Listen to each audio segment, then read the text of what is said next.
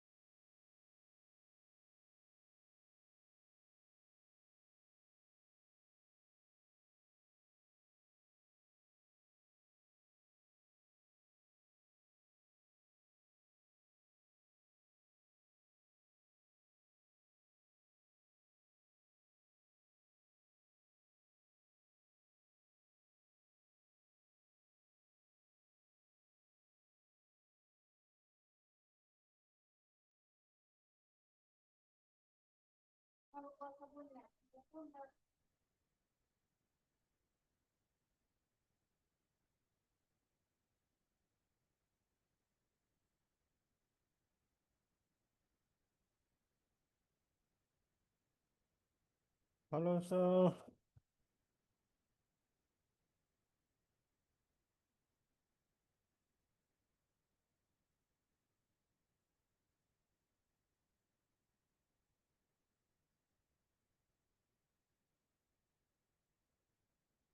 कैसे हैं sir? Akhil sir, Monica ma'am, Ruby ma'am.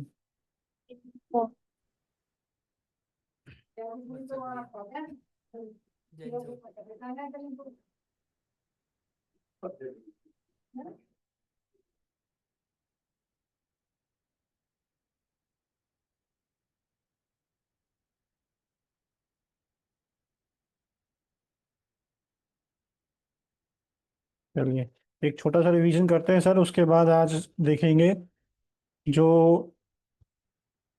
Novelty और इन्वेंटिव कैसे जस्टिफाई करते हैं। पेपर में लास्ट 2 ईयर से क्वेश्चन आ रहा है प्रिलिमिनरी रिसर्च सर्च का।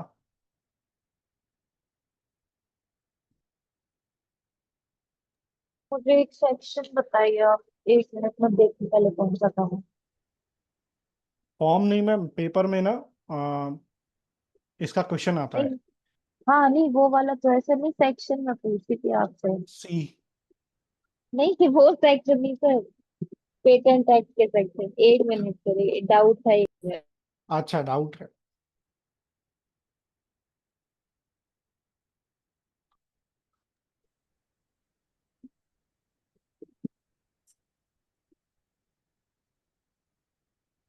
ये तो सेक्शन 93 जो है, terms and condition of compulsory license, हम्म।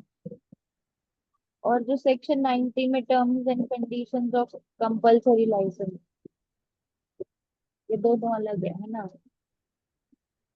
नहीं, टर्म्स एंड कंडीशन किसकी?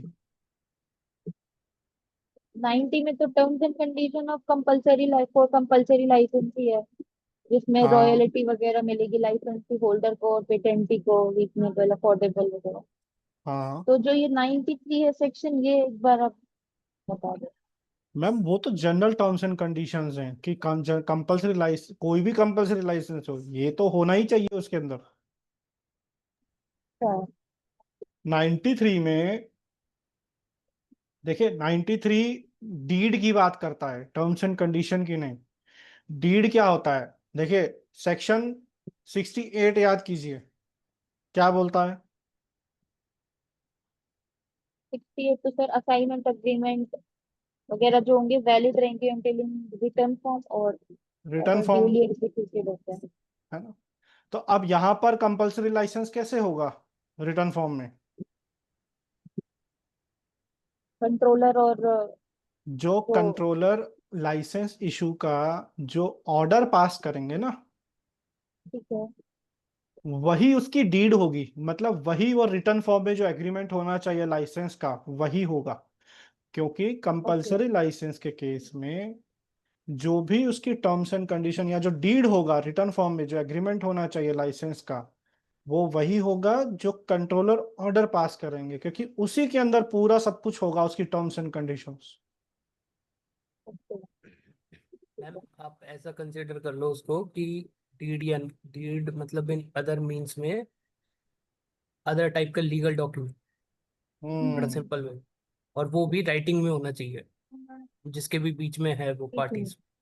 और वो जो डीड होगी वो इशूड होगी कंट्रोलर के थ्रू हाँ हम्म बिटवीन पेटेंटी और लाइसेंसेस, यही मतलब है। यस अच्छा, ठीक है, ओके, मैंने गलत लिखा हुआ था ये। जैसे सेल डीड होता है अपने यहाँ, सेल हाँ डीड हाँ होती है, गिफ्ट डीड होती है, ऐसे ही ये कंपलसरी लाइसेंस का डीड फॉर्मेट बनेगा, जिसमें भी ये जो ठीक है, टर्म्स एंड कंडीशंस है जो भी वो पॉइंट आउट होगी ऐसा।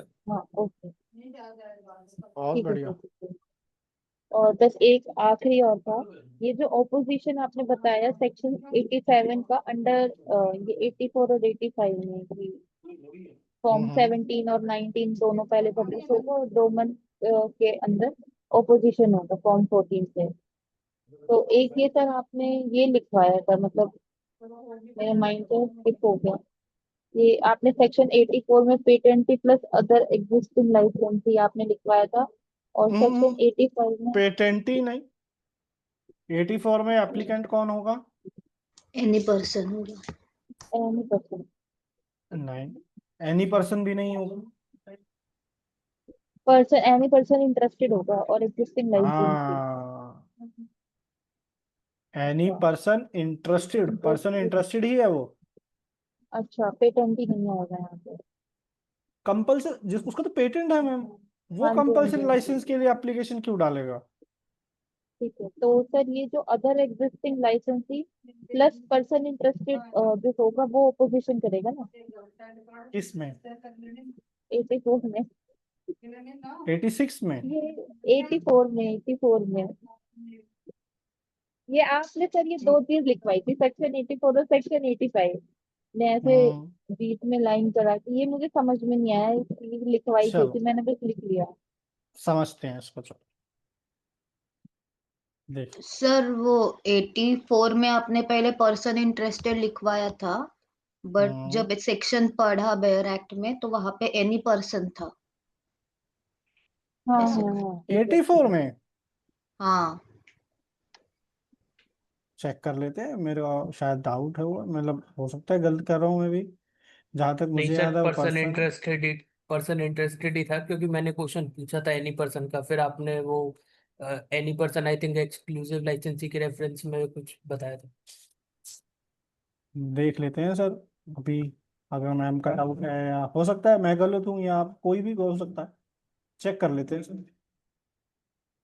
84 में एप्लीकेंट कौन होगा कंपलसरी लाइसेंसेस?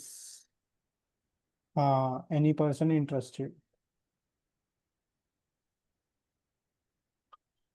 अच्छा, वो अब मुझे याद आया, वो एनी पर्सन ये है, देखिए, हाँ वो सेकंड वाला, सेकंड सब क्लॉज में हाँ वही। That he is already a holder of license. हाँ तो एनी शायद से पर्सन में, इसके लिए आपने पेटेंट ही शायद लिखा है। हाँ नहीं नहीं नहीं नहीं नहीं नहीं नहीं नहीं, वो अलग चीज है मैम, समझिए इसको, अच्छा, समझिए, कंफ्यूज मत होइए। देखिए मोनिका मैम, आंसर कीजिएगा मुझे। सेक्शन 84 में किस कौन से लाइसेंस की बात हो रही है? Compulsory license. Compulsory license. कौन फाइल करेगा कंपलसरी लाइसेंस की रिक्वेस्ट?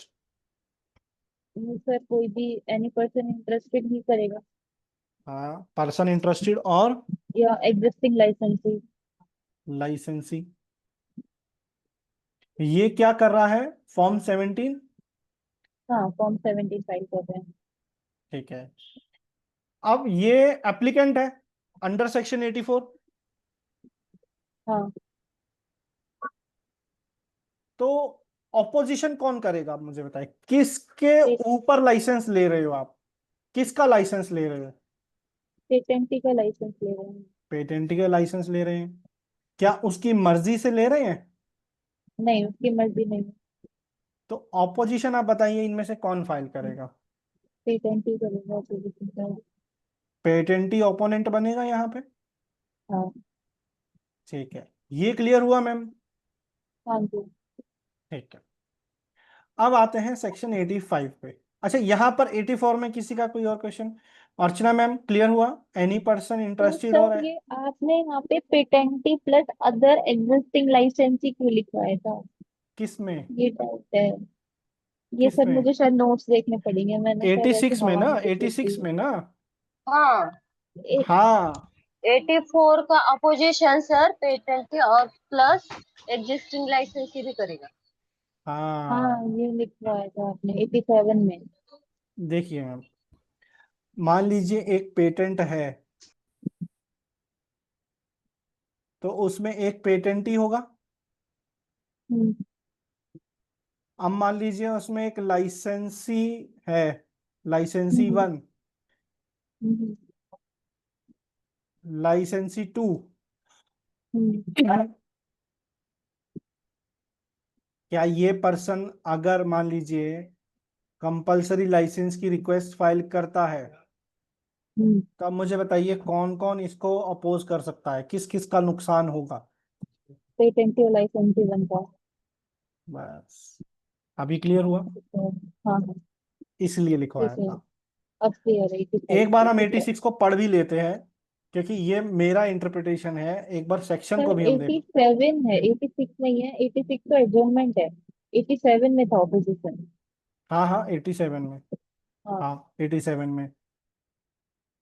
देखिए सेक्शन 2 पढ़, सब सेक्शन 2 पढ़िए मैम यहाँ पे। The patentee or any other person desiring to oppose the application may, within such time as may be prescribed or within such further time as the controller may on application made either of before वो तो or after the expiration of prescribed time. Prescribe time, वो तो हमको rule में जाना पड़ेगा अब यहाँ से। हाँ, अब मुझे बताइए कौन कौन ऑपोजिशन फाइल कर सकता है? तो patentee और any other person इसमें लिखा हुआ है desiring to desiring oppose. To oppose, hmm, है ना? बट उसका कुछ ना तो कनेक्शन होना चाहिए ना मैम उस सर पेटेंट का, जो तभी हाँ होगा ना। हाँ रजिस्टर में रिकॉर्ड है ना, जो person, I think sir. Exactly exactly. देखिए यहाँ पर ये सब सेक्शन 1 को पढ़िए मैम। where the बिल्कुल सही कहा controller is गंगा सर आपने, satisfied. आपका इंटरप्रिटेशन बिल्कुल करेक्ट जा रहा है। अब वही चीज अब मोनिका मैम इंटरप्रेटेट करेंगे, करिए मैम, सब सेक्शन 1 Where पढ़िए। the controller is satisfied upon consideration of an application under Section 84 or Section 85 that the prima facie case has been made out for the making of an order, he shall direct the applicant to serve copies of application upon the बस patentee. एक minute, यहाँ से धीरे धीरे पढ़िएगा यहाँ से। He shall direct the applicant to serve copies of the application upon the patentee. किस चीज की एप्लीकेशन? Compulsory licensing. हाँ हाँ हाँ हाँ, कंपल्सरी लाइसेंस की, बिल्कुल सही बात। हाँ, सही तो था। हाँ हाँ हाँ हाँ। आप कंफ्यूज मत करो सर। नहीं नहीं नहीं, सही है सही है सही है सही है, कंटिन्यू कीजिए।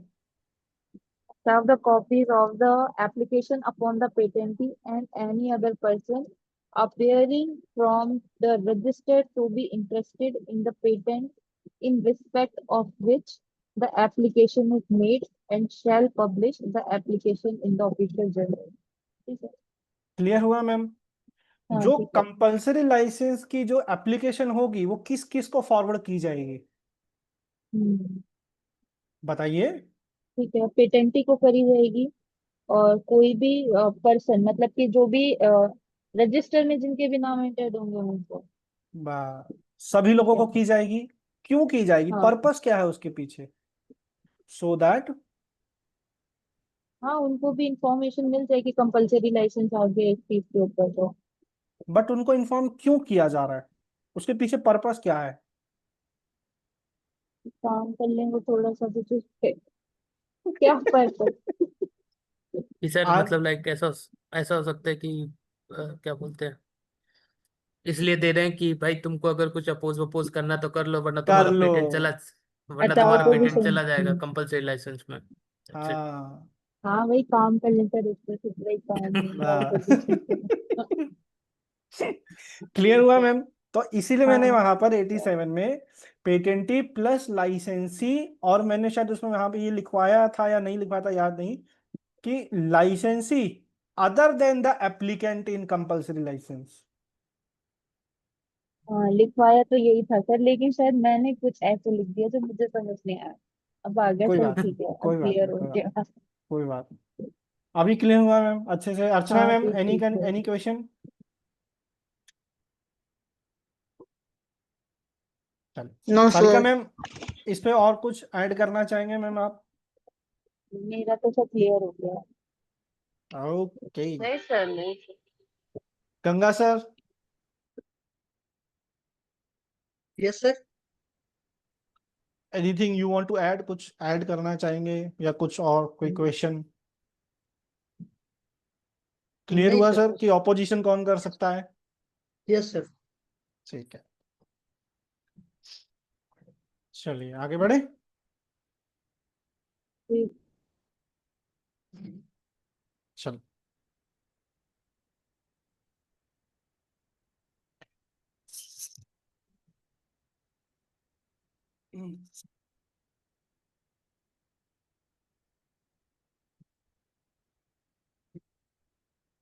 आज अब हम देखेंगे,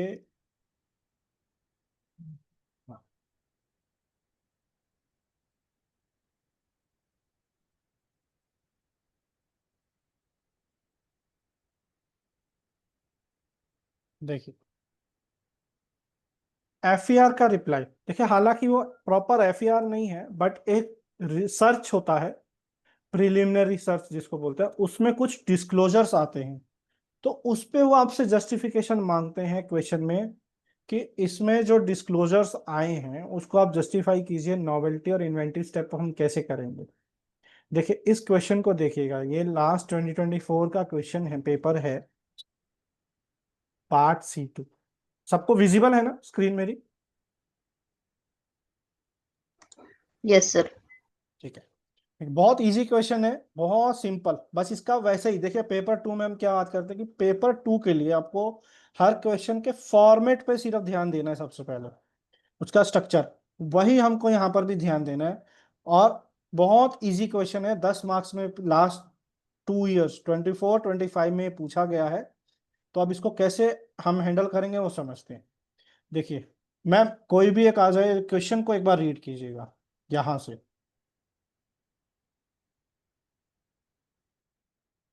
मोनिका मैम आप करेंगे? जी। Mr. Ravi worked as a scientist in a science laboratory and comes up with an invention. He is very keen to file an application for patent, though he sends his proposal to his organization, IPR cell, with a draft of his invention. The hmm IPR cell conducts a preliminary search and finds two relevant documents, D1 and D2, and sends it back to Mr. Ravi, asking him to justify novelty and inventiveness of his invention over D1 and D2. अब ये question से आप क्या समझ पाए वो explain कीजिए ma'am सबको। अ, एक साइंटिस्ट है मिस्टर रवि, उन्होंने कुछ इन्वेंशन किया होगा, ठीक है, हम्म और उन्होंने अपनी जो ऑर्गेनाइजेशन की आईपीआर सेल है उनको एक हम्म ड्राफ्ट भेजा उस इन्वेंशन का। तो आईपीआर सेल ने प्रिलिमिनरी सर्च किया और उनको दो डॉक्यूमेंट्स मिले, D1 और D2, और उन्होंने हम्म वो दो डॉक्यूमेंट रवि को वापस से सेंड किए। जस्ट उनको जस्टिफाई करना है उसकी जो उसका इन्वेंशन है रवि का, उसकी नॉवेलिटी और इन्वेंटिव, मतलब D1 और हम्म D2 से मतलब कैसे हो सकता है। हाँ, वो अब आ गया है ना, ये पूरा उसका स्टेटमेंट। लेकिन सबसे पहले हमें ये समझना है कि पूछ क्या रहा है, इसने किस ग्राउंड पे जस्टिफिकेशन मांगा है मोनिका मैम? एक तो नॉवेलिटी और इन्वेंटिवनेस पर उसने मांगा है और दो डॉक्यूमेंट्स है। हाँ, नॉवेल्टी और इन्वेंटिव स्टेप पे जस्टिफिकेशन मांगा है। ठीक है, चल महादेव साहब,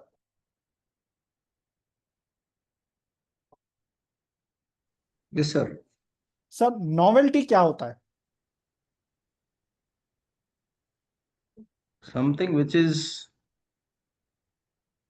not which is not known hmm prior to this invention. So basically, something which is not published हाँ, not published. or not filed. Yeah, not published basically. Yes. और इसीलिए इसको न्यू बोलते हैं, न्यू इन पब्लिक डोमेन और not published in public domain. बहुत बढ़िया। देखिए बेसिक डेफिनेशन से ही चलेंगे यहाँ पर, ठीक है sir. Yeah. Sajat sir, Yes. Thank you sir, thank you Mahadev sir. Sajat sir, Yes, sir. how will you define inventiveness, or I should say inventive step? Inventive steps that there should be some advantage for your own invention. That there may be parts, but you need to prove your own advantage over the other parts.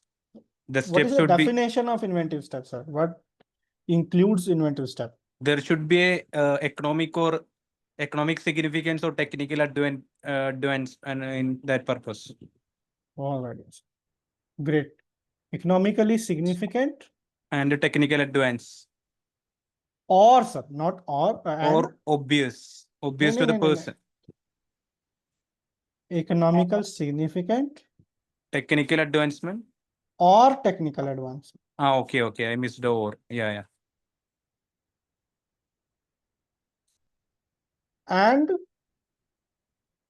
The person skilled in that obvious, non-obvious non-obvious to the person. who skilled in that.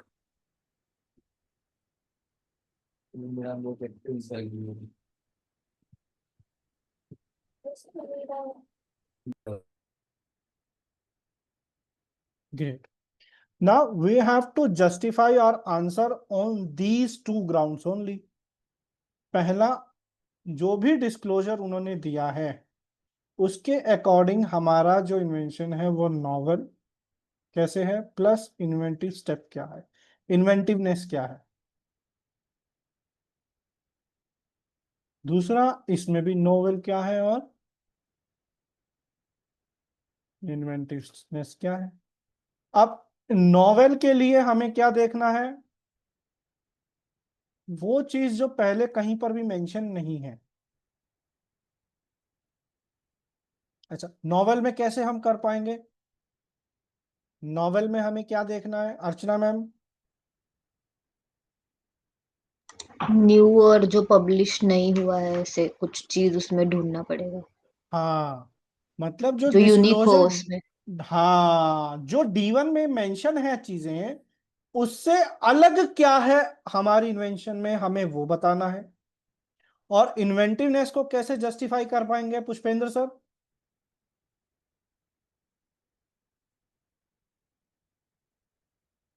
कुछ economical significance जैसा कुछ हो या technical advancement हाँ, related कुछ।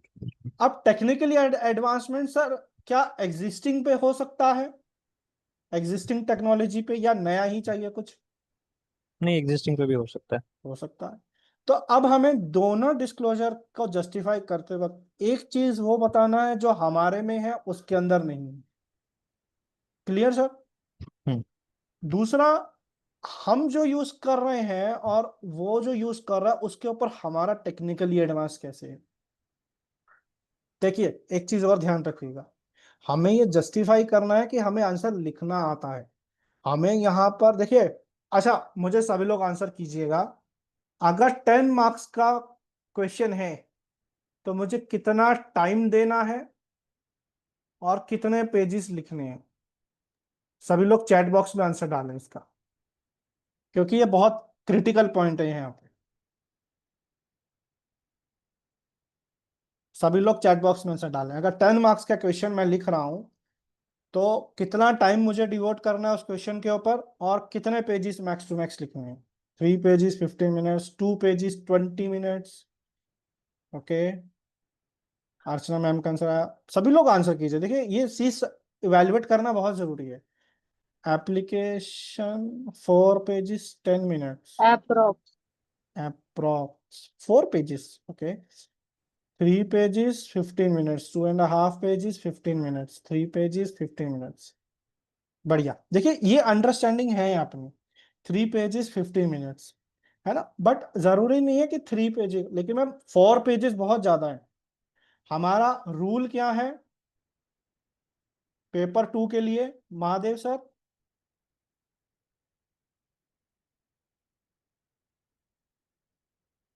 135, बहुत बढ़िया, 135 rule.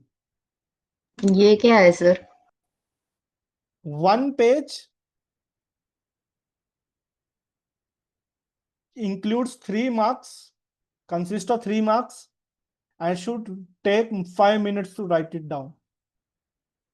एक पेज 3 मार्क्स का Okay. कंसिस्ट करता है और उसको लिखने में आपको 5 मिनट से ज्यादा नहीं लगना चाहिए।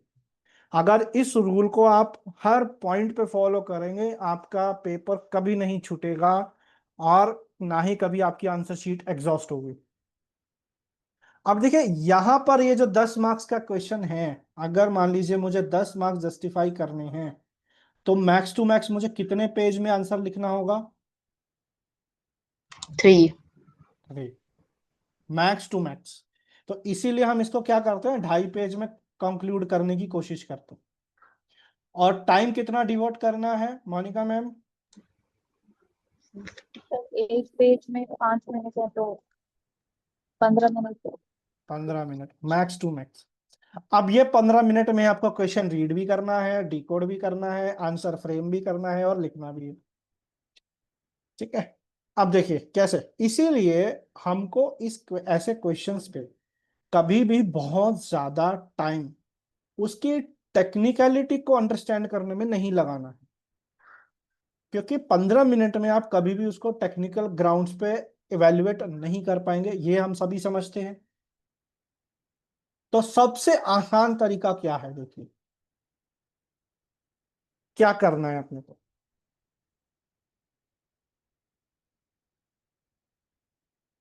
डिस्क्लोजर D1,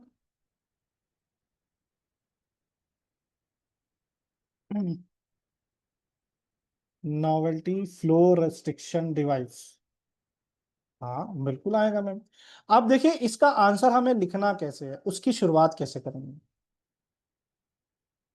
ये इसका जो रिप्लाई होता है ना वो एक तरह से लेटर की फॉर्म में जाता है टू द IPR सेल, बस सब्जेक्ट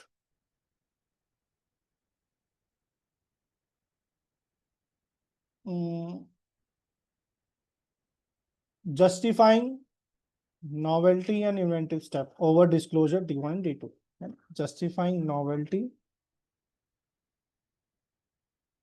and inventiveness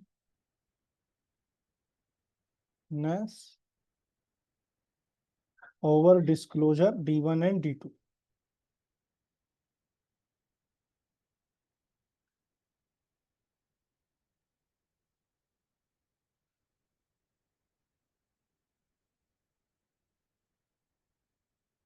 बस अब हमें इसको कैसे लिखना है, डिस्क्लोजर D1। अब देखिए मैंने जब इस आंसर को लिखा था तो मैंने इसमें क्या किया था, मैंने फर्स्ट पेज पे डिस्क्लोजर D1 के बारे में लिखा और 2 पैरा बनाए छोटे छोटे, और एक में जस्टिफाई करी नोवेल्टी ओवर D1 और एक में जस्टिफाई करी इन्वेंटिवनेस, और नेक्स्ट पेज पे गया डिस्क्लोजर D2 नोवेल्टी इन्वेंटिवनेस। बस इतना ही हमने आंसर में लिखा है। अब हम देखते हैं कि ये डिस्क्रिप्शन में क्या दिया गया है। चलिए कौन पढ़ेगा? Sakshi ma'am, I think you have already read it down. Yes. जी Draft of Mr. Ravi's invention. A coffee maker machine comprising a heating element within the matrix, a second chamber restricted by the flow restriction device to control the rate of liquid flow, and a stainless steel cup or glass to receive beverage from the second chamber. The heating element is for Sakshi ma'am, controlling. Sakshi ma'am, यहां तक जो हमने पढ़ा यहाँ पर ये क्या information दे रहा है? सर ये हमारा उसका डिजाइन बता रहा है या पार्ट्स बता रहा है उसके। पार्ट्स बता रहा है ना, कॉफी मेकिंग मशीन कंप्राइजिंग, तो this and this. यहाँ से कुछ स्ट्राइक कर रहा है मैम? क्या क्या Yes, स्ट्राइक sir, कर रहा है? claim 1, हाँ, ये क्लेम बता रहा है आपको। independent claim. हाँ, बहुत बढ़िया। अब यहाँ पे वो बॉडी पार्ट्स बता रहा है, तो पहला बॉडी पार्ट क्या है? Heating element. Heating element with in a matrix. Second? एक सेकेंड चेम्बर है जिसमें फ्लो रिस्ट्रिक्शन डिवाइस है। बढ़िया। तीसरा? स्टेनलेस स्टील कप और glass. To receive beverage from second beverage, chamber. हाँ। चल, ये हमें बॉडी पार्ट्स मिल गए। अब आगे आते हैं। हाँ, पढ़िए मैम, पढ़िए। The heating element is for controlling a high temperature and elevated pressure to rise through the delivery tube. Sir इसका यूज बता रहा है डिलीवरी हीटिंग एलिमेंट का। हाँ, यूज बता रहा है और उसमें क्या फीचर्स हैं, फीचर पे फीचर्स हैं। हमें देखना है। डिलीवरी हीटिंग ट्यूब है, एलिमेंट का क्या फीचर है मैम यहाँ पर? हाई टेम्परेचर एंड प्रेशर को कंट्रोल करना हाँ, by having a control delivery tube जिसमें लिक्विड राइज होता है। Pressure to rise through the delivery tube. हाँ, डिलीवरी ट्यूब में जो कॉफी राइज हो रही है, जो लिक्विड है, बेवरेज है, उसको प्रेशराइज करके राइज करना और टेम्परेचर को कंट्रोल करना, वो हीटिंग एलिमेंट का काम है। बहुत बढ़िया। अगला? फिर अब फ्लो रिस्ट्रिक्शन डिवाइस जो हमारे सेकेंड चैम्बर में है उसके फीचर्स बता रहा है कि the flow restriction device comprises a rotatable plate having plurality of orifice having different diameters preferably between 0.8 to 2.4 mm. तो उसने कुछ बॉडी पार्ट्स बताए, दो बॉडी पार्ट्स के फीचर्स बताए। हम्म, ठीक है मैम। चल, हम्म, अब आते हैं डिस्क्लोजर D1 पर। अब पढ़िए।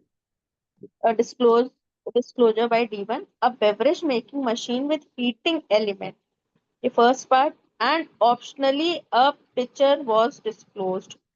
अब देखिए, यहाँ पे इसने दो बॉडी पार्ट्स बताए हैं। पहला हीटिंग एलिमेंट और एक पिचर टू कलेक्ट बेवरेज। हाँ, पिक्चर एक्चुअली में ना वैसे देखिए, जग। एक चीज समझिए, हाँ, जग होता है अलग से। बट अब ऐसा देखिए, अब हमें अभी हम बहुत रिलैक्स माइंड से बैठे हैं, तो हम समझ पा रहे हैं। वहां पर क्या होता है, बहुत तेजी से दिमाग काम कर रहा है, एकदम से स्ट्राइक नहीं करता है। तो अब पिक्चर एक ऐसा इसमें बॉडी पार्ट है जो हमारी मेन इन्वेंशन में नहीं है, हाँ। है ना? पिक्चर नहीं है, बट उसके जैसा कुछ है। क्या है? स्टेनलेस स्टील कप और ग्लास। हाँ, है ना? अब देखिए, यहाँ पर बॉडी पार्ट कौन सा है? पहला ये एसेंशियल हीटिंग एलिमेंट है, हीटिंग एलिमेंट। नेसेसरी। हाँ। अब उसको हमें पहले कंपेयर करना है हमारे वाले बॉडी पार्ट के साथ। हमारे वाले बॉडी पार्ट में कुछ एक्स्ट्रा है? यस, क्या है? सेकेंड चेम्बर है हमारे पास। हीटिंग एलिमेंट के साथ हाँ। बताइए, रवि के इन्वेंशन मैट्रिक्स है में। ना। हाँ, मैट्रिक्स। अच्छा। मैट्रिक्स वहां पे एक नया इन्वेंटिव स्टेप है। समझ पा रहे हैं मैम? ओरिजिनली, हाँ, ओरिजिनली एग्जिस्टिंग फीचर का इम्प्रूवमेंट। हाँ, तो वो हो गया इन्वेंटिव स्टेप, है ना? अब दूसरा उसमें और क्या जस्टिफाई कर सकते हैं हम? ये क्या हो गया? नोवेल्टी की इन्वेंटिव स्टेप। सो ये मैट्रिक्स हमारा इन्वेंटिव स्टेप होगा क्योंकि दोनों में है, बट उसमें इम्प्रूव्ड वर्जन है हीटिंग एलिमेंट का, तो हाँ, मैट्रिक्स के अंदर है, कवर होगा, कुछ होगा। बढ़िया। और उसके ऊपर और क्या ऐड कर सकते हैं इन्वेंटिव स्टेप में हम? इन्वेंटिव स्टेप में कुछ नया दिख रहा है? डिलीवरी हाँ हाँ, बोलिए बोलिए, कोई भी आंसर दे सकता है, ऐसा नहीं साक्षी मैम ही देंगे, सभी लोग अपने इनपुट। ट्यूब भी है ना, वहां पे राइज होता है डिलीवरी ट्यूब से। बहुत बढ़िया, डिलीवरी ट्यूब है, उसका साइज भी है, साइज भी है। नहीं, उसका नहीं साइज है ना सर, वो तो। मतलब आगे जाके उसमें साइज भी है कुछ स्पेसिफिक। बट वो किस चीज का है? देखिए, टेक्निकली ग्राउंड पे नहीं जाना, बहुत ज्यादा नहीं जाना, इतने हमें 2 3 पॉइंट मिल गए ना। अब हमें ये मेंशन कर देने हैं बस। नॉवेल्टी में हम और क्या डाल सकते हैं इसमें? सर हमारा जो सेकंड स्टेनलेस चैम्बर है, स्टील।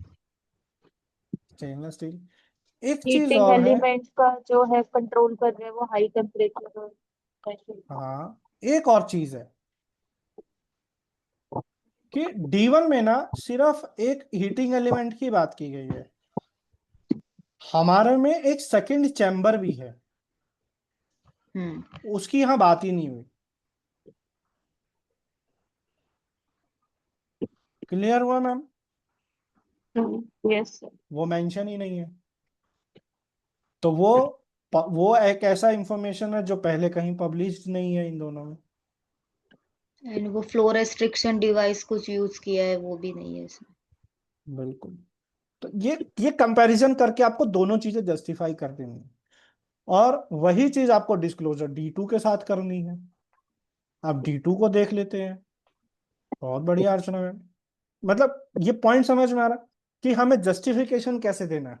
देखिए कितना हम जस्टिफाई कर पा रहे हैं, या हमारा जो आंसर है वो टेक्निकल ग्राउंड्स पे कितना जस्टिफाइड है, ये हमें नहीं सोचना है। हमें सिर्फ डेफिनेशन के थ्रू चलना है। इन्वेंटिव स्टेप का मतलब हो गया इकोनॉमिकली सिग्निफिकेंस या technically advanced, and non obvious to the person skilled in the. वो हमें यहाँ मिल रहा है कि भैया टेक्निकल एडवांसमेंट क्या है। अब ऑब्वियसनेस पे तो देखिए वो तो एक ह्यूमन इंटरवेंशन है, वो आप इसको यहाँ पे कैसे जस्टिफाई करोगे। दूसरी बात, उन्होंने जो आंसर पूछा है हम उसके एग्जैक्टली उस पे चलेंगे। अब डिस्क्लोजर D2 पे आता, कोई और करना चाहेगा? Ganga sir, Yes, sir. Disclosure D2। Yes, sir. D2 discloses an iced tea making machine with heating element. यहाँ पे भी सर हीटिंग एलिमेंट है एंड होल्डिंग यूनिट है, ये सर नया है। एंड हाँ। फीचर ये भी सर हमारे इन्वेंशन में नहीं है। चिलिंग एलिमेंट ये भी नहीं है sir. It also discloses a method of making ice tea in this machine wherein tea bag is added to the boiling water in a heater which is then cooled and chilled. Disclosure D2 में क्या क्या दिया है sir? Sir D2 में sir जो है कि वो हीटिंग एलिमेंट है, होल्डिंग यूनिट है, फीचर है एंड चिलिंग एलिमेंट है। एंड इसके बाद एक चीज और ये वेट कर रहे हैं कि उसके अंदर एक टी बैग है जो कि हीटेड वाटर को लाता है फिर वो कूलिंग में भेजता है। सिर्फ आइस टी बनाने की बात कर रहा है सर यहाँ पे। हाँ ये सर। अगर देखा जाए तो D2 सिर्फ आइस टी की बात कर रहा है, और हमारा कॉफी का है। हमारा कॉफी का है। ये सर चेंज ही हो गया। अब चलो ठीक है, हाँ यूज यार, अलग है, गरम है ठंडा है। गर्म है ठंडा है। अब यहाँ पर कहीं पर भी टेम्परेचर कंट्रोल, फ्लो कंट्रोल की बात ही नहीं हुई। और सबसे बेहतरीन चीज देखिए यहाँ पर ये जो पॉइंट है ना, plurality of orifices having different diameters, ये पॉइंट को जरूर डालिएगा, क्योंकि ये पॉइंट इसने जो मेंशन किया है ना, ये चाहता है कि आप इसका यूज करो। ये बहुत प्रॉपर पॉइंट है। अब यहाँ पे हीटिंग एलिमेंट का काम क्या है? सिर्फ पानी गर्म करना D2 में। और हीटिंग एलिमेंट सिंपल है, विद मैट्रिक्स नहीं है। दूसरा यहाँ पे it also discloses a method of ice tea making in the machine, और वहां पर कैसे बॉइलिंग वाटर में टी बैग डाल दिया जिसको कूल कर दिया बाद में। अब हमारा जो डिवाइस है इसमें जो ऑरिफिसेस हैं फ्लो रेस्ट्रिक्शन डिवाइस के लिए, वो दोनों में ही नहीं है। तो ये एक ऐसा इन्वेंटिव स्टेप है जो हम दोनों में जस्टिफाई कर सकते हैं। समझ पा रहे हैं? Yes sir. अब इसको हमें इसी तरह से लिखना है। सो ये ऑरिफिसेस ये क्या इन्वेंट होता है एग्जैक्टली? ऑरिफिस मैम होल होता है और कुछ नहीं। शावर में जो होल्स होते हैं ना, वैसे वो समझ लो। ऑरिफिसेस बस। ओके। सर लेकिन इन्वेंटिव स्टेप जब हमारे पास वो सेकंड चैम्बर वाला फीचर ही नहीं है, तो सर हमारा वो वाला पॉइंट तो हमारा फ्लोरेसेंट डिवाइस नोवेल्टी होगी ना, और फिर हमारा नॉवेल्टी होगा ना सर? हाँ, बिल्कुल हो सकता है, वो ही है। सेकंड चैम्बर भी स्पेसिफिक नोवेल्टी है। डायमीटर से वो दे रहा है तो वो नॉवेल होगा। बिल्कुल, वो नॉवेल भी डाल सकते हो। और इन्वेंटरी स्टेप तो हाँ बिल्कुल सही, इन्वेंटरी स्टेप आप मैट्रिक्स को डाल दीजिए, और उसके साथ जो हमारा फ्लो रेस्ट्रिक्शन या टेम्परेचर कंट्रोलिंग डिवाइस है, क्योंकि हीटिंग एलिमेंट में जो टेम्परेचर कंट्रोलिंग डिवाइस है वो कहीं पर भी मेंशन नहीं है, तो वो हो गया हमारा इन्वेंटिव स्टेप, और नॉवेल्टी होगी हमारा सेकंड चैम्बर। दोनों में ही सेम को जस्टिफाई कर दीजिए, आपका आंसर आ जाएगा। ठीक है, लिखना है बस। अगर मान लीजिए मैंने थोड़ा बहुत टेक्निकली उसको ऊपर नीचे कर दिया तो कोई फर्क नहीं पड़ेगा। अभी इसको लिखें सभी लोग। सर ये from an inventive step perspective, तो there are two things, one is the economic significance और टेक्निकल एडवांसमेंट। सो यहाँ पे इकोनॉमिकल सिग्निफिकेंस तो कुछ पता नहीं लग रहा। नाउ टेक्निकल एडवांसमेंट में, technical advancement is a benefit और it's a technical improvement? what exactly is that? Sir advancement technically कितना ज्यादा इम्प्रोवाइजेशन हुआ है, Improvisation in terms of technical additional grounds. elements. बिल्कुल, जो एलिमेंट्स या जो बॉडी पार्ट्स आप यूज कर रहे हैं उसमें आप क्या इंप्रूवमेंट करके यूज कर रहे हैं, टेक्निकली कैसे वो इम्प्रोवाइज्ड है। नहीं लेकिन सर ये तो फिर नॉवेल्टी और इसमें क्या डिफरेंस हुआ?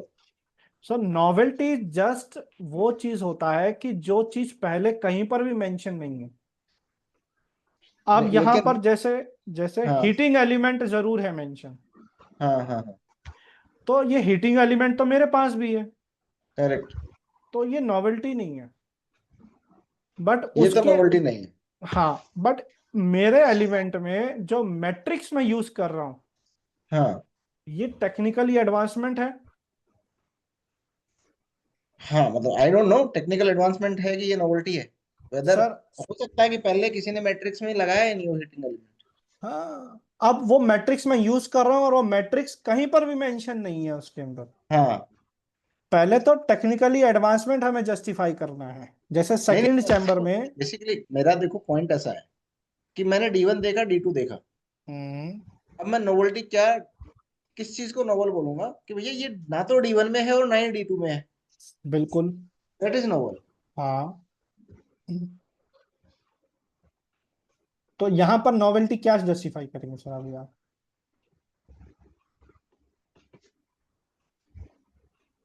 बताइए, ऐसा क्या है जो D1 एंड में भी व्हाट नहीं आई है सी D2 में भी नहीं एज है। एन एडिशनल, हाँ तो जो मतलब पब्लिश नहीं हुआ है पहले, so that is my novelty. Hmm now the doubt और the question is that how do I जज the inventive step? Hmm because मेरे को तो वही दिखेगा इधर तो कि D1 D2 में जो नहीं है वो मेरा नोवेल्टी है। अब आपका मैट्रिक्स भी नहीं है D1 D2 में, आपका सेकंड चैम्बर भी नहीं है, कोई हम्म फ्लो रेस्ट्रिक्शन डिवाइस भी नहीं है उधर, हम्म हाँ, उधर ओरिफिस भी नहीं है। हम्म सर तो आप मेरा पहले तो इन्वेंटिव स्टेप को मेरा तो डिफाइन कीजिए। डिलेमा डिलेमा वही है कि मैं इसमें नोवेल्टी किसको डालूं और इन्वेंटिव स्टेप किसको डालूं, और सर दैट जो डजंट मैटर। D1 D2 में नहीं है उसको डाल दीजिए, वो नोवेल्टी हो गया। नोवेल्टी हो गया, और वही इन्वेंटिव स्टेप है आपका, क्योंकि इन्वेंटिव स्टेप जो आप नया चीज लेकर आ रहे हो वो उसमें नहीं है। देखिए इन्वेंशन को जस्टिफाई कैसे करेंगे, पेटेंटेबिलिटी क्राइटेरिया को याद कीजिए सर वापस। जी Sakshi ma'am. Sir according to me जो मैट्रिक्स है हमारा वो इंडिपेंडेंट डिवाइस या इंडिपेंडेंट पार्ट नहीं है। तो जो मैट्रिक्स हाँ तो वो हीटिंग एलिमेंट के साथ आ रहा है, मतलब वो हीटिंग एलिमेंट का इम्प्रूवमेंट हुआ। और अगर वो कॉमा के बाद अलग पार्ट में एज अ पार्ट, जैसे सेकंड चैम्बर एज अ अलग पार्ट दिया हुआ है, तो हमने उसको नोवेल्टी माना है कि वो एज एन इंडिपेंडेंट चीज वो काम कर रहा है। मतलब ये मेरी अंडरस्टैंडिंग है नोवेल्टी बिल्कुल इम्प्रूवमेंट पार्ट और उसकी नोवेल्टी। बिल्कुल सही कह रहे हैं मैम। देखिए नॉवेल्टी का मतलब सिर्फ इतना सा है कि जो मैं बता रहा हूं वो कहीं पर भी मेंशन नहीं है, ठीक है। अब जो मैं बता रहा हूं, एक तो पहली बात वो मेंशन नहीं है, दूसरा वो टेक्निकली एडवांस्ड है, वो पुराने प्रोडक्ट से बेटर टेक्निकली एडवांस प्रोडक्ट है मेरा, कैसे, वो हमें जस्टिफाई करना है। जैसे मैंने जो उसमें फ्लो रेस्ट्रिक्शन डिवाइस यूज किया, वो मेरा इन्वेंटिव स्टेप है। टेम्परेचर कंट्रोलिंग डिवाइस है। अब फ्लो रेस्ट्रिक्शन डिवाइस को मैं कैसे यूज कर रहा हूँ, उसमें जो मेरे मल्टीपल ऑरिफिसेस है, जिसमें डायमीटर की उसने रेंज दी है, देखिए ये सब मेरा इन्वेंटिव स्टेप है। यहाँ पर ये ऑरिफिसेस, सेकंड चैम्बर में कंट्रोलिंग हाई टेम्परेचर डिवाइस, ये सब मेरा इन्वेंटिव स्टेप है। और ये कुछ भी उस D1 D2 में मेंशन्ड भी नहीं है, ये मेरी नोवेल्टी भी है। इसी तरह से हमें बस नोवेल्टी इन्वेंटिव स्टेप को अलग अलग जस्टिफाई करना है लिखने के तौर पे। यूज यही पॉइंट्स होंगे उसमें भी और उसमें भी, नोवेल्टी में भी और इन्वेंटिव स्टेप में भी। देखिए इसको लिखते कैसे हैं अभी महादेव सर, अभी मैं इसको जब लिखूंगा ना, तो आप इसको और अच्छे से कनेक्ट कर पाएंगे कि आप जो कह रहे हो सही है, बट उसको लिखना कैसे उस पर डिपेंड करेगा। देखिए अब जब मैं इसको लिखूंगा तो कैसे लिखूंगा,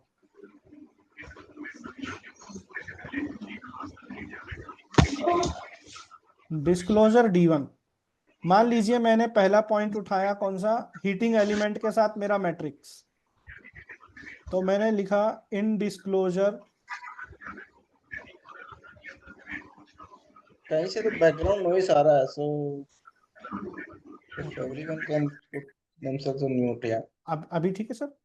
Yeah, साक्षी मैम कुछ कहना चाह रहे हैं, आपका हैंड रेज है।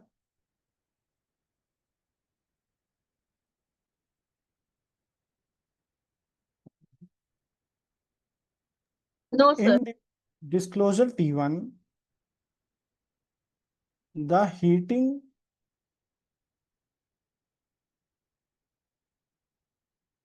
element and pitcher is disclosed.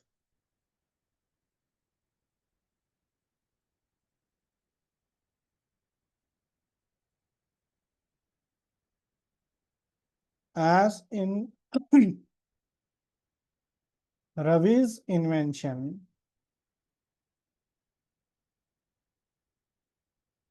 heating element is combined with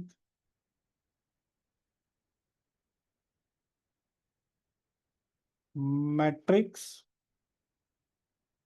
and temperature controlling device था ना,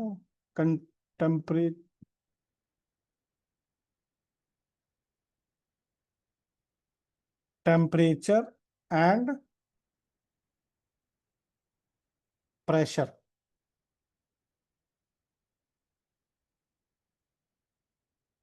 प्रेशर लिक्विड फ्लो कुछ था। यूनिट, मैम वो सेकंड चैम्बर में था ना, फ्लो रेस्ट्रिक्शन डिवाइस जो है।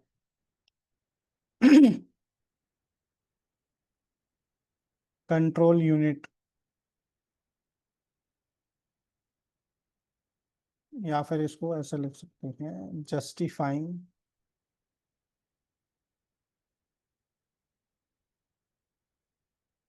It's inventive step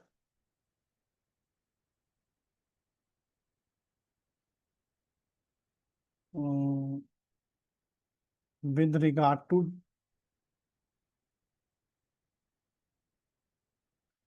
disclosure D1।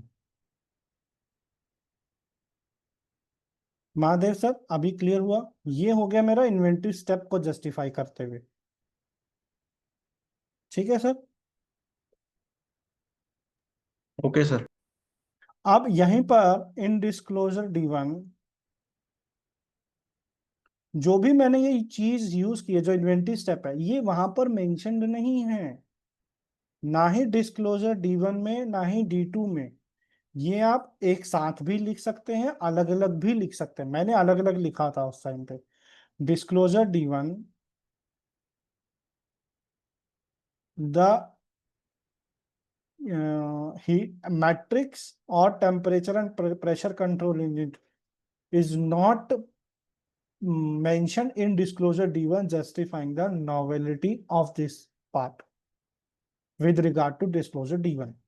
ये दोनों चीज, अब देखिए नॉवेल्टी जो है ना वो डिस्क्लोजर D1 और D2 दोनों की कंबाइनली स्टेटमेंट भी आप लिख सकते, लेकिन मैंने ऐसा क्यों नहीं किया था, उसके सेवरल रीजन ये थे सर।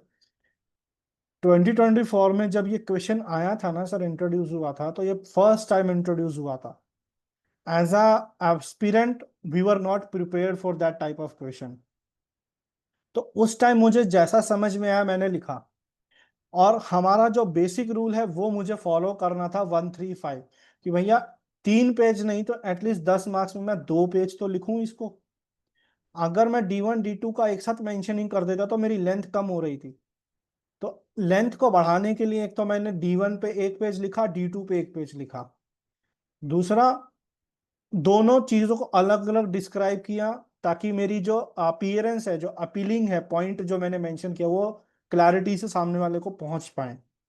ठीक है। तीसरा, कोई आइडिया नहीं था सर कैसे लिखना, जो समझ में आया लिखा। मार्क्स अच्छे मिले इसीलिए मैं आपको वो फॉर्मेट वही फॉर्मेट पे आपको लिखवा रहा हूँ। बाकी देखिए सर, आप अपने तरीके से भी लिख सकते हैं, बट ये वो मेथड है जो जिस पर मुझे मार्क्स मिले हैं, इसलिए मैं आपसे शेयर कर रहा हूँ वो फॉर्मेट। बट सर लेंथ और क्वांटिटी और क्वालिटी, वो जो 2 चीजें उनका जरूर हमें ध्यान रखना है। करने को हम 1 पेज में भी जस्टिफाई कर सकते हैं सर, बट उसमें क्या होगा कि आपको मार्क्स नहीं मिलेंगे पूरे, क्योंकि लेंथ भी हमें मेंटेन करनी है। I think Mahadev sir connect कर पा रहे होंगे मेरी बात से, आपको चीजें वही बार बार लिखनी है सर, कोई अलग नहीं लिखना है, बट बार बार लिखना क्यों जरूरी है, ताकि हमें ऑप्टिमम लेंथ और मार्क्स मिल सकें। मैं आपको मेरी आंसर शीट भी आज शेयर करता हूँ, स्क्रीन पे दिखाता हूँ कि मैंने कैसे लिखा था।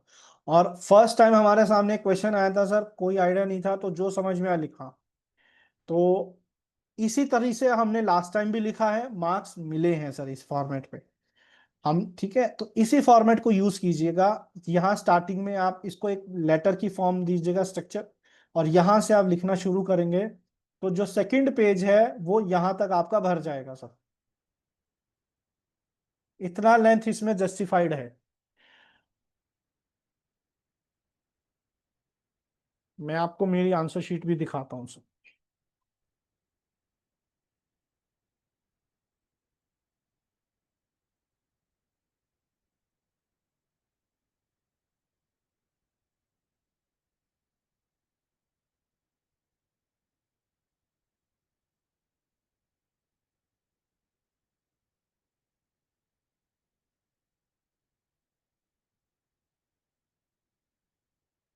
और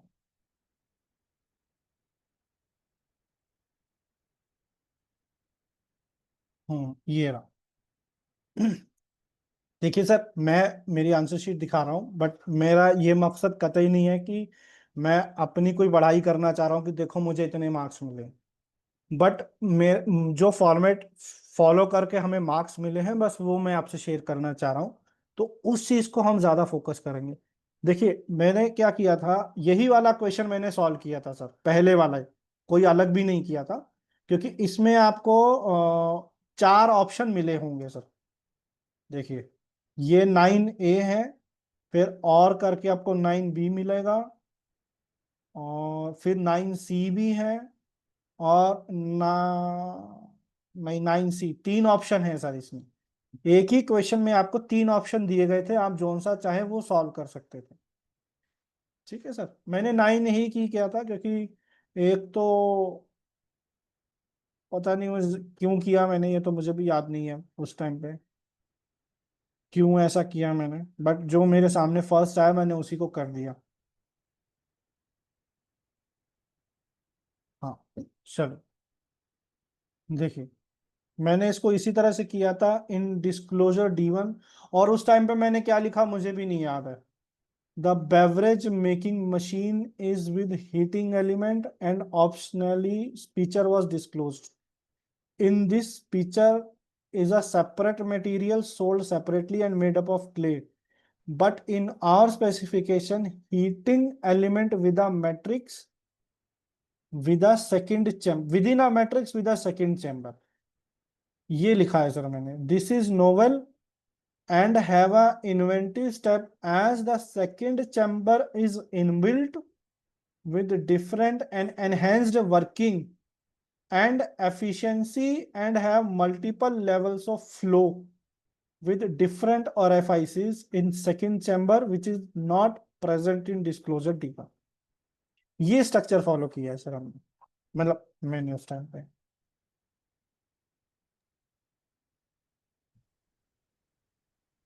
तो मार्क्स कितने मिले थे? Interesting sir. इसमें मैम मेरे को 8 मार्क्स मिले हैं 10 में से।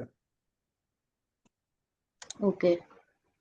इंटरेस्ट सर, इसमें ना आपने दो चीजें कंबाइन किया है। एक एक तो कि नया क्या है, सेकंड चैम्बर और ये सब कुछ, हम्म, एंड देन आपने बोला ये इनहांस्ड वर्किंग है, डिफरेंट वर्किंग है, एफिशिएंसी आ रही है।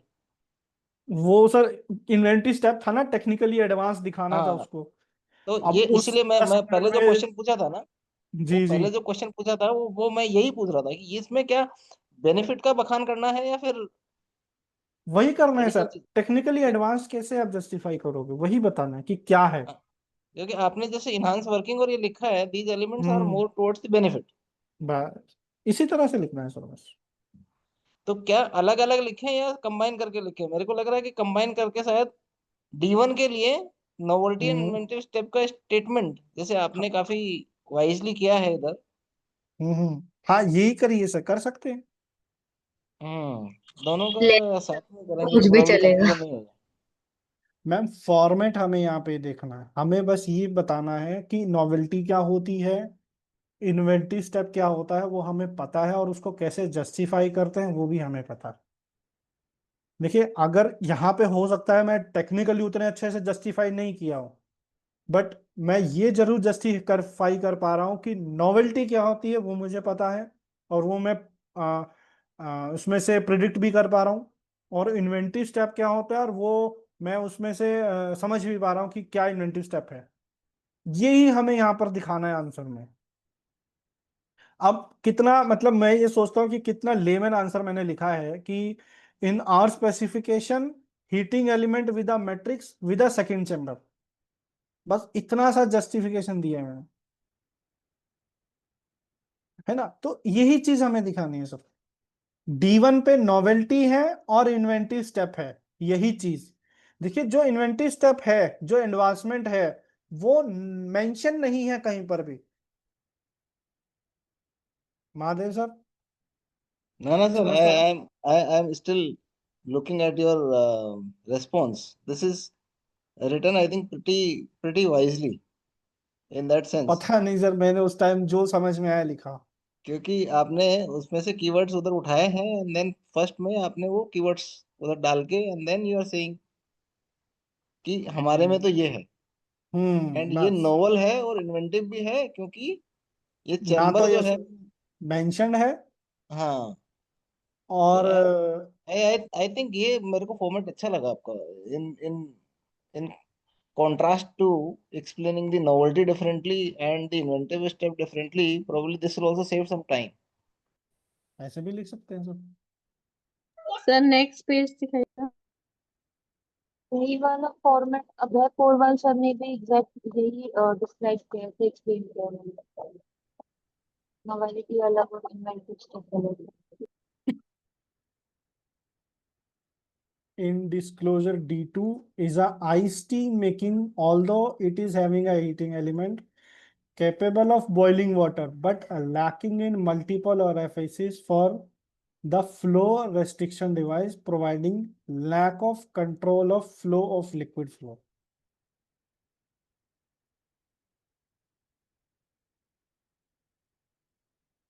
In our specification, second chamber is providing a sir ये आधा controlling. मार्क्स एक्स्ट्रा क्यों मिला है सर आपको? मैम क्या होता है, जो राउंड आंसर, क्या कह रहे हैं मैम? राउंड अप किया उन्होंने। ये हैंड राइटिंग का है, मेरे को ऐसा लग रहा नहीं नहीं नहीं नहीं, मैं बता रहा हूँ। सर ने अप्सरा पेंसिल यूज करी sir. Extra dark. Extra dark, ये क्या होता है मैम? जो भी आंसर शीट्स जब चेक होती है ना, ये हर जगह का रूल है, हर यूनिवर्सिटी, हर पेपर, हर एग्जाम का, कि जो टॉप 10 होते हैं ना, टॉप 10% जो शीट्स होती हैं, टॉप 10% या टॉप 10, पता नहीं, मुझे ये याद नहीं है, बट 10 का कोई फैक्टर चलता है। और जो लीस्ट 10 होते हैं, उनकी आंसर शीट जो होती है ना, वो 2 बार चेक होती है।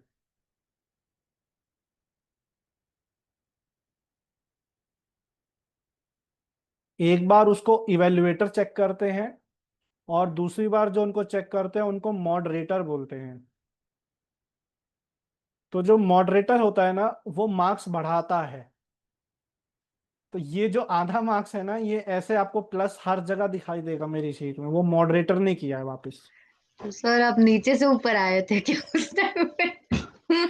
नहीं नहीं, टॉप 10 को सेकंड जो होता है वाले हो? ना, टॉप 10 को ना और बेटर किया जाता है, और ये जो लीस्ट 10 होते हैं ना, इनके मार्क्स काटे जाते हैं, इनके और कम किए जाते हैं।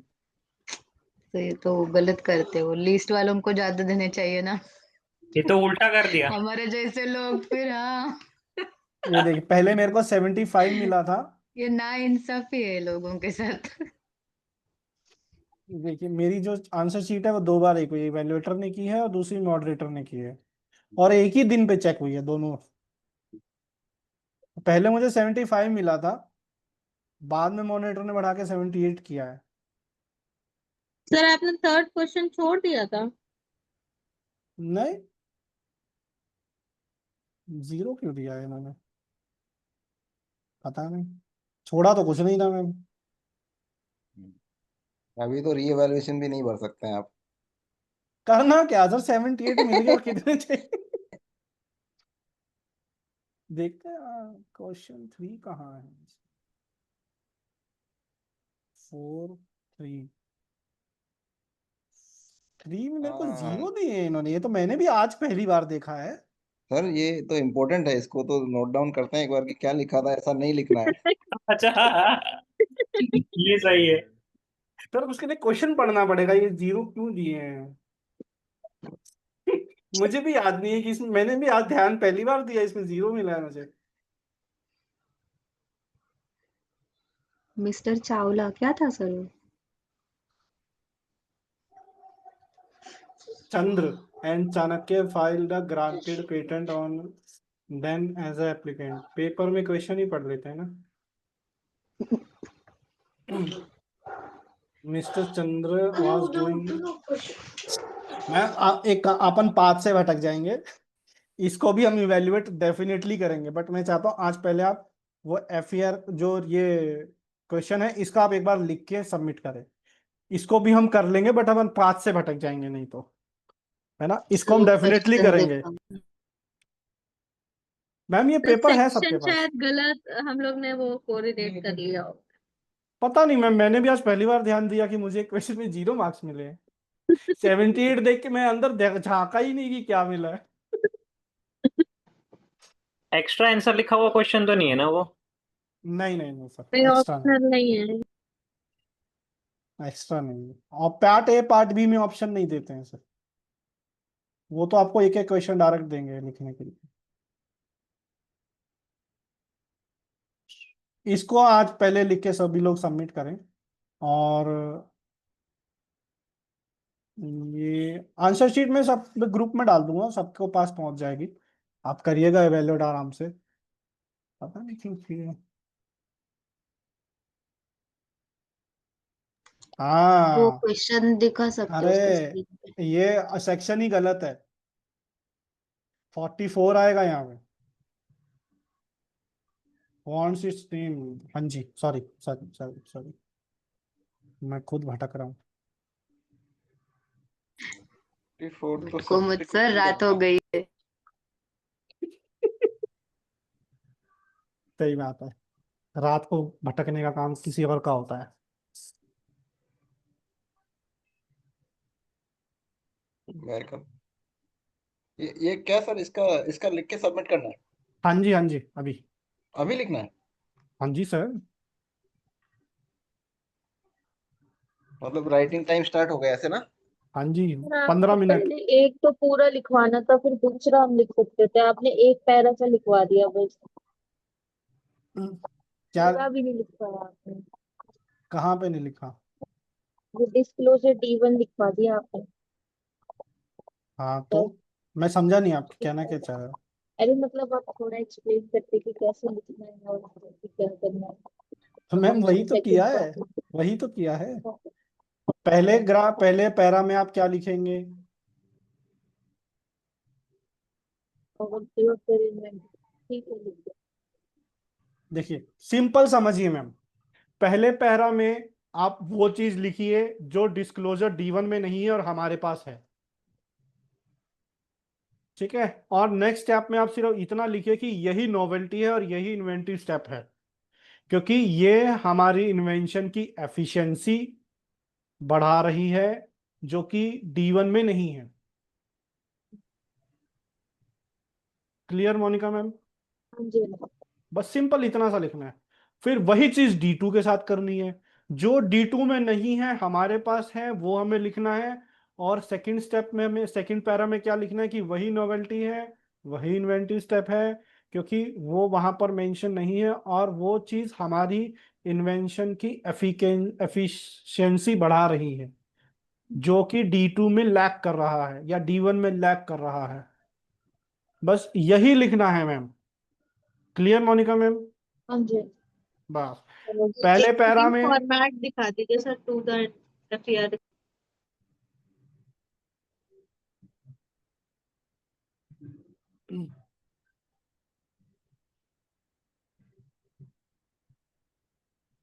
सर आपने जो पहले लिखवाया था वो जस्टिफाइंग नोवेल्टी एंड इन्वेंटिवनेस लिखवाया था सर, तो ये FER में ही सर आता है।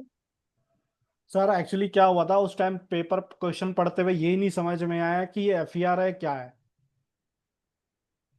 तो क्वेश्चन पेपर में तो मांगा गया कि IPR सेल है आपकी खुद की कंपनी का जो प्रिलिमिनरी रिसर्च कर रही है। मैंने तो उस टाइम ऐसे ही लिख दिया था ये।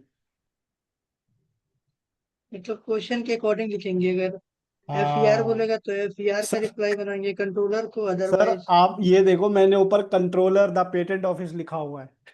यस सर, वही मेरे घर था। तो वो गलती उस टाइम यही हुई थी सर, एक तो पेपर का फॉर्मेट चेंज टोटली फ्लिप, और सर समझ में आपको नहीं 10 आया। मिल जाते। हाँ मिल सकते थे सर, क्या कर सकते हैं अब, अरे सर अब जितने मिल गए बहुत है। सर आप लिखो आपको मिल जाएंगे 10। अरे सर वो केस स्टडी आपने वो क्वेश्चन हटा लिया स्क्रीन से सॉरी डाउनलोड। सर। हाँ।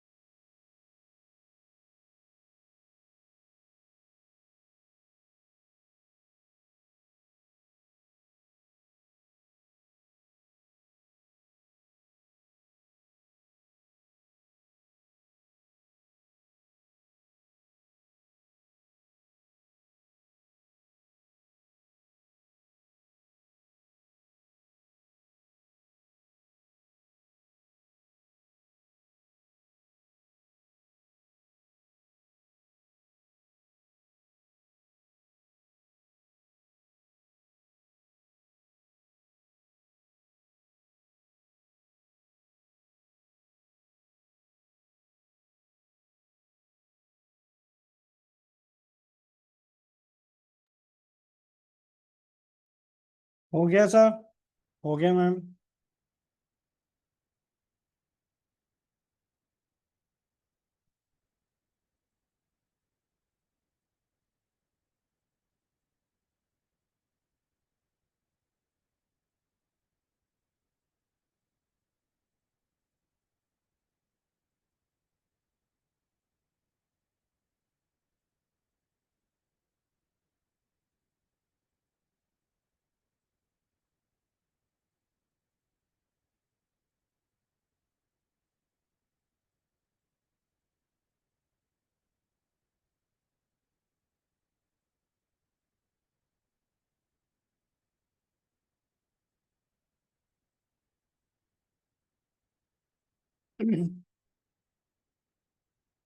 साक्षी ma'am, Mahadev sir, Ganga sir, Archana ma'am. The needs few more minutes. Okay sir.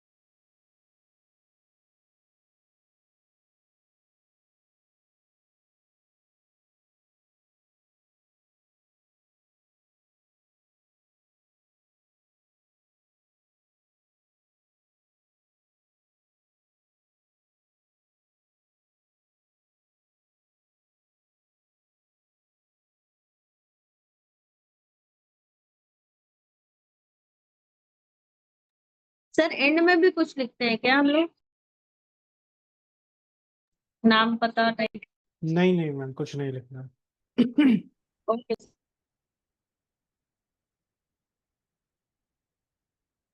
Archana ma'am,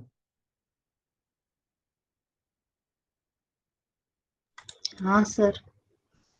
content को थोड़ा रिड्यूस कीजिए, बहुत ज्यादा है। रिड्यूस करो, ओके। हम्म, मुझे कम लगा इसलिए मैंने और एक पैराग्राफ पढ़ा दी। नहीं, इसी चीज को देखिए, लेंथ हमें मेंटेन करनी है। बहुत ज्यादा शब्द लिखकर फायदा नहीं होगा। जो ओके। लिखा है वो सामने वाले तक पहुंचना चाहिए। तो हम्म। इसीलिए छोटा, प्रिसाइज और सेपरेट करके लिखिए पैरा बना के। जैसे 2 पेज पे 2-2 पैरा, बस छोटे छोटे 2-2 पैरा,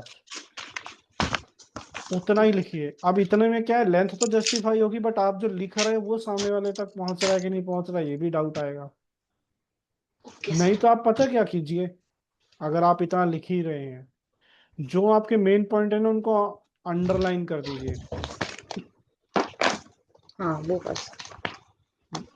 अभी जैसे मैंने लिखा था, हम जो शीट में मैंने आपको दिखाया, छोटा छोटा 2-2 पैरा, 2 पेज हो तो जाएगा। मैंने पहले इसमें किया है, D1 वाले में अंडरलाइन किया है 1-2 इसको। अब जैसे इसमें आपने जो शुरू लास्ट बीच में लिखा है, एज पर D1 the used picture made up of clay but in the Ravi sir invention ही, इसको सेपरेट पेज पैरा में ले आइए। Okay. Machine use for making beverage by, ma'am बहुत सारा लिख दिया आपने, बहुत सारा। इतना लिखने से ना टाइम ज्यादा जाएगा आपका, क्योंकि वहां पर पढ़ना भी है आपको 15 मिनट में, और ये भी एनालिसिस करना है कि क्या इन्वेंटिव स्टेप है, उसकी नॉवेल्टी कैसे जस्टिफाई करेंगे। तो ना लिखने का टाइम को रिड्यूस कीजिए, कंटेंट को रिड्यूस कीजिए। बस पहले पैरा में बस इतना लिखिए, मेरे पास क्या है और उसके पास नहीं है, बस इतना लिखिए। ओके। और सेकंड पैरा में वही स्टेटमेंट को दोहराना है, this is novel and inventive step as it is not mentioned in disclosure D1 and this is improving the efficiency and working of Ravi's invention। बस हो गया। ओके। बस इतना सा लिखिए, 7-8 मिनट में मैक्स टू मैक्स आपका राइटिंग पार्ट कंप्लीट हो जाएगा। क्योंकि यहाँ पर ना मैम सोचने में ही ज्यादा टाइम जाने वाला है, 15 मिनट में से 5 मिनट तो आपके ऐसे ही चले जाएंगे। हाँ इसीलिए सेकंड में भी यही लिखिए, बस इतना ही लिखना है। ठीक है सर। साक्षी मैम ये फोटो को रोटेट कीजिए ना थोड़ा सा, ये लैपटॉप सर की स्क्रीन पे सर वर्टिकल दूसरी हो वाली गया। भी हाँ जी, दूसरी भेजिए सर वो। अच्छा रोट कैसे भेजूं सर? भेज रही हूँ एक वो भी रोटेट हो गई। गंगा सर ने PDF भेजा है आपके, जस्टिफाइंग, हाँ ये बहुत बढ़िया लिखा है सर, एकदम प्रिसाइज में। गंगा सर बेहतरीन, मतलब यस इसी सर। तरह से लिखिए, इसी तरह से लिखिए। अब इसमें पता है क्या कीजिए सर, एक छोटा सा पार्ट सर, बस यस जो आपने बिल्कुल ऊपर से शुरू किया है ना, yes sir. To the IPR, जहां पे आपका सब्जेक्ट आ रहा है, यस सर। वहां से शुरू कीजिए टू द IPR सेल। तो पता है क्या होगा, जो डिस्क्लोजर का सेकंड पैरा थोड़ा नीचे आ जाएगा, यस सर।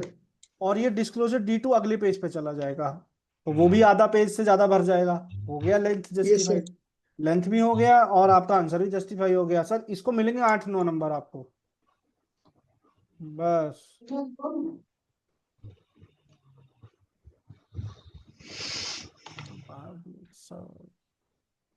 सर वही चीज हो रहा है, लेंथ जा रही है सबसे ज्यादा सबकी। छोटा बिल्कुल प्रिसाइज में लिखिए सर, कि मेरे पास क्या है उसके पास नहीं है, और जो मेरे पास एक्स्ट्रा है उससे मेरी एफिशिएंसी और वर्किंग बढ़ रही है। जैसा कि आपने सर मेरी आंसर शीट में आपने खुद ही वो निकाला पॉइंट, वही लिखिए सर, बस उतना ही। Mahadev sir yes sir. बस उतना ही लिखिए सर, ये लेंथ बहुत ज्यादा जा रही है सर, इतना कंटेंट की जरूरत नहीं है सर। हाँ नहीं, थोड़ा थोड़ा प्रैक्टिस करना पड़ेगा सर, लिखने का भी प्रैक्टिस नहीं है तो राइटिंग भी उतना अच्छा नहीं है आई गेस। एंड राइटिंग का प्रॉब्लम नहीं है सर, अच्छा, राइटिंग का राइटिंग का प्रॉब्लम प्रॉब्लम नहीं नहीं है। है, राइटिंग का प्रॉब्लम उतना नहीं है, क्योंकि आपकी राइटिंग देखिए सर समझ में आना चाहिए। आपने जो लिखा है, आप जो अपनी बात कहना चाह रहे हैं वो सामने वाले तक पहुंचनी चाहिए, बस।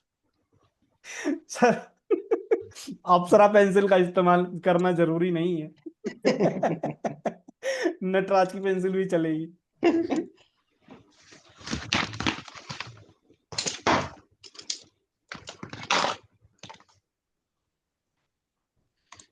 लेंथ, ये जो सर कंटेंट है ना सर, इसको रिड्यूस कीजिए। हाँ जी कर सकते हैं मैम, लीव कर सकते हैं, बट मैं रिक्वेस्ट करूंगा कि मैम इसको ना दोबारा लिखिएगा। हाँ सर, मैं वापस लिखती हूँ कल। हाँ इसको दोबारा लिखिएगा और कंटेंट को थोड़ा रिड्यूस कीजिए। आप चाहें मैं मेरी आंसर शीट मैंने शायद पहले भी ग्रुप में डाली, मैं डाल देता हूँ दोबारा से, मैं ग्रुप में डाल देता हूँ, उसको आप देखिए, छोटा छोटा पैरा बनाइए बस, ओके ठीक है सर। है ना। बाकी वैसे कोई प्रॉब्लम नहीं है, इतना ज्यादा में ना सामने वाला जो देखना चाह रहा है उसे वो नहीं दिखेगा, और वो नहीं दिखाना तो मार्क्स जस्टिफाई करना मुश्किल हो जाएंगे। ओके सर, मैं कल लिख के वापस भेजती हूँ। जी, है ना। सर बस वो क्वेश्चन का भी एक स्क्रीनशॉट भेज के रखना। मैं क्वेश्चन पेपर डाल देता हूँ मैम ग्रुप में 24 का, ठीक है ना। ठीक ठीक है। साक्षी मैम आपका भी वही फीडबैक है मैम, थोड़ा सा लेंथ को रिड्यूस कीजिए, मतलब कंटेंट रिड्यूस कीजिए इसमें। बाकी वो तो आपने जो लिखा है वो बहुत बढ़िया ही है, राइटिंग तो आपकी है ही बेहतरीन, जो आपने लिखा है वो भी अच्छा है, बट थोड़ा सा रिड्यूस कीजिए लेंथ को। Okay sir. जी मैम, ओके। हाँ हाँ बस ठीक है, बढ़िया है। मुझे सबसे बेहतरीन लगा गंगा सर का। अगर आप चाहें ना गंगा सर की शीट को भी आप रेफर करके देखिए कि उन्होंने किस तरह से लिखा है। देखिए, in disclosure D1 a beverage machine with heating element and optionally feature was disclosed which in Mr. Ravi's invention a heating element with matrix and a second chamber with control flow is disclosed। Sir ने copy paste कर दिया exactly मेरा, बढ़िया है sir. Disclose D1 it is disclosed that a feature is optional while in Ravi's invention heating element is with matrix and heating element have feature of control temperature and pressure। Ganga sir yes sir. जो second para आपने लिखा ना उसमें ये line जोड़ दीजिए, novelty inventive step कैसे justify करेंगे सर इसमें, वो स्टेटमेंट लिखना पड़ेगा ना अपने को। एफईआर के रिप्लाई में हम ये मेंशन करते हैं ना कि वो इन्वेंटिव कैसे है और नोवेल्टी क्या है, वो लाइन तो लिखनी पड़ेगी ना सर यहाँ पे। सर वो कैसे लिखेंगे? सर इसको इतना ही लिखना है, the novelty and inventive step is this because it is increasing efficiency and improving the working of Ravi's invention as compared to disclosure D1। Okay sir. देखिए ये पढ़िए सर,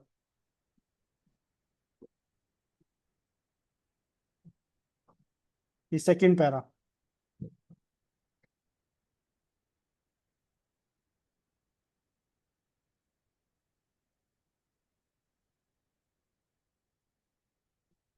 क्लियर है सर? Yes sir. हाँ। ये statement लिखना पड़ेगा sir, yes sir. आप और या यही तो सर स्टेटमेंट। आप ना, आप बहुत या तो बहुत तैयारी के साथ में गए थे, या फिर आपका दिमाग एकदम मेरे को लगता है 200% उस पर चल रहा था।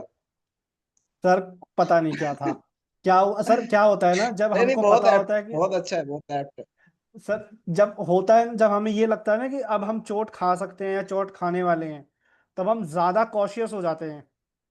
अब हुआ क्या था सर कि हम जो प्रिपरेशन किए थे वो किए थे 2023 के फॉर्मेट पे, मतलब जो क्वेश्चन पेपर था 2022 2018 का जो क्वेश्चन पेपर्स थे उनका जो फॉर्मेट तो बहुत सिंपल था सर तब तक, और बिल्कुल अलग था। तो जब 2024 के पेपर में हम बैठे थे एज अ एस्पिरेंट, जैसे आप अभी प्रिपरेशन कर रहे हैं, तो जब हम पेपर में बैठे और जब पेपर का फॉर्मेट देखा, so totally different, totally 180 degree flip हो गया था। तो अब उसके कारण क्या हुआ कि अब हमें ये समझ में आ रहा था कि भाई टोटली अलग है, तो एक एक चीज बड़े ध्यान से सोच सोच के समझ समझ के चल रही थी। और जिस तरह का फॉर्मेट आया था सर उस टाइम तो ये सोच लिया था कि भाई पेपर कर जरूर रहे हैं लेकिन नहीं लगता पास होंगे इस बार, बिल्कुल होप छोड़ दी थी सर। बट वही जयवीर सर ने एक चीज सिखाई थी, छोड़ना कुछ नहीं है, कुछ भी करो कैसा भी लिख के आओ, लिख के आओ, लेकिन जितना नॉलेज दिमाग में है। सर जयवीर सर ने ना हमको एक बात सिखाई थी जो मैं आज भी फॉलो करता हूँ पेपर में, और मैं सभी को वो लास्ट मोमेंट्स पे वो याद करवाता हूँ। जब भी आप पेपर में बैठ रहे हो ना, ऐसा कुछ भी नहीं है जो आपको नहीं आता है, ये सोच के पेपर दो। आपकी नॉलेज के बाहर कुछ नहीं है पेपर में, तो जितनी नॉलेज हो सब लगाओ इसके अंदर। वही सोच के सर 200% कॉशियस लेवल पे आके पेपर लिखा था, क्योंकि फ्लो पेपर का फॉर्मेट टोटली चेंज था। ये क्वेश्चन पहली बार इंट्रोड्यूस हुआ था सर पेपर में, तो शायद हो सकता है वो जो एकदम बहुत ज्यादा अटेंटिवनेस आ गई थी ना सर, उसके शायद कारण ही इतना अच्छा लिखा गया। बाकी लग नहीं रहा था सर कि पेपर पास भी होगा। मैं सर देखिए, ये मत सोचेगा कि मैं अपनी बड़ाई कर रहा हूँ, बट ये रियलिटी थी सर उस टाइम जो हुआ पेपर में। बस ये था कि जयवीर सर ने एक चीज सिखाई थी, छोड़ के नहीं आना, 3 घंटे बैठना है और पेपर लिख के आना है पूरा। बस वो चीज फॉलो की थी सर हमने तो उनकी। जी सारिका नहीं, ma'am. Understood understood sir, understood, क्योंकि वही करते हैं, हम लोग भी करते हैं। I also practice. जी मैम, अगर आप चाहते हैं तो कर सकते हैं जी। तो वही सोच के साथ बैठे थे सर उस टाइम तो हम, बाकी और कुछ नहीं सर। इसलिए उस टाइम नहीं समझ में आया था कि क्या लिख रहे हैं क्या नहीं लिख रहे हैं, ये भी याद नहीं था बाद में कि क्या लिखा है, बस लिखना है। और वो जो रूल था 135, टाइम मैनेज कैसे करना है, लेंथ कैसे मेजर करनी है, वो सब प्रैक्टिस सर, वो प्रैक्टिस की चीज है। इसलिए पेपर 2 सर मुश्किल नहीं है, आपको फ्लो मतलब जो राइटिंग प्रैक्टिस है ना वो होनी चाहिए। हाँ, प्रैक्टिस और टाइमिंग टाइमिंग टाइम बिना प्रैक्टिस मैनेजमेंट से आ के जाएगा, साथ आई आपको थिंक। प्रैक्टिस करनी है, बस बस मेरा वही मेरा तो चीज है वही सर। कंसर्न मेरे को लगता है कि आई जनरली, जैसे ही मैं देखा तो मैं थोड़ा टाइम प्रेशर में ज्यादा आ जाता हूँ। काफी टाइम हो गया एग्जाम दिए हुए भी, सो दैट इज वेयर थोड़ा सा स्पीड और ये सब कुछ देखना पड़ेगा, बट हो जाएगा आई थिंक। आपने काफी ठीक से ये भी एक एग्जाम्पलीफाई किया है ना, तो I think that help really relate to it. तो जी सर। Very helpful sir. तो इसी तरह से है सर, है ना। Yes yes sir. इस पार्ट की हम और प्रैक्टिस करेंगे। अब यस यस। सर मुझे अपने आंसर पे इसलिए कॉन्फिडेंस नहीं था क्योंकि उस टाइम बिल्कुल इस पार्ट के लिए हम अनप्रिपेयर्ड थे। अब आप कह रहे हैं कि अच्छा लिखा है, मेरे को भी लग रहा है अच्छा लिखा है, बट मुझे मतलब डाउट था कि मैंने क्या लिखा है, इसलिए मैं उसको रेफर नहीं करना चाह रहा था। बट आपने जो पॉइंट उठाया सर, उससे मुझे भी समझ में आया कि ये पार्ट अच्छा ही है, इसी को हम इसी स्ट्रक्चर को फॉलो करें तो बेस्ट होगा। बट मैं जो सोच रहा था, जो हमने लास्ट टाइम भी प्रैक्टिस किया था सबने पेपर में, उसमें भी मार्क्स मिले हैं, ऐसी बात नहीं कि एक पैरा में आप नॉवेल्टी लिखिए क्या है और दूसरे पैरा में इन्वेंटिव स्टेप। नहीं ठीक है सर, वो अलग अलग करने से मेरे को ऐसा लग रहा है कि शायद कंफ्यूजन होगा, इसमें कंफ्यूजन भी नहीं होगा और फ्लो भी शायद ठीक आएगा। एक दो बार प्रैक्टिस करेंगे तो आई थिंक दिस, मतलब मेरे को पर्सनली ये थोड़ा ज्यादा दिख रहा है, तो नहीं लेट्स। नहीं ठीक है सर, वो सर हमें आंसर लिखने से मतलब है, और जो बेटर हो वो लिखने से। अगर आपको ये जस्टिफाइड लग रहा है तो वैसे भी लिख सकते हैं, मैं कोई रेस्ट्रिक्ट नहीं करूंगा। मैंने सर मेरा मेरा पर्सनल रीजन क्या था इसको रेफर ना करने का, वो मैं आपके सामने रख रहा हूँ सर। बिकॉज आई वॉज ना ना, not understood confident understood sir. कि मैंने बिल्कुल जिस जीरो लेवल नॉलेज से लिखा था, अंडरस्टैंडिंग से, that is why I was not confident कि ये स्ट्रक्चर हमें फॉलो करना चाहिए।